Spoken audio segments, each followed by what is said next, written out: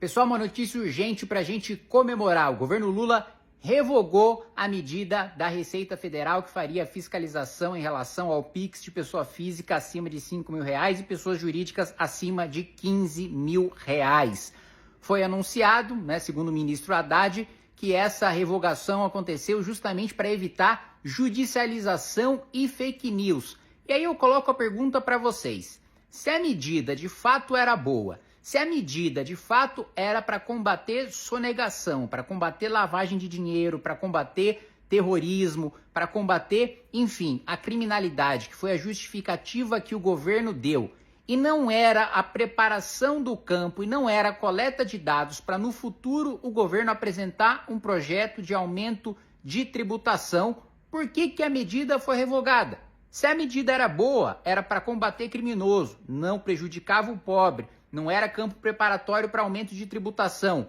Por que o governo revogou? É óbvio que nós sempre tivemos razão ao afirmar que sim, a partir do momento em que o governo quer receber essas informações, não é porque ele quer ficar assistindo, não é porque a Receita tem prazer em ficar vendo movimentações de Pix, é porque ela quer saber quanto está sendo movimentado para num futuro próximo o governo mandar projeto de aumento de tributação, mirando principalmente 40 milhões de brasileiros que hoje muitas vezes empreendem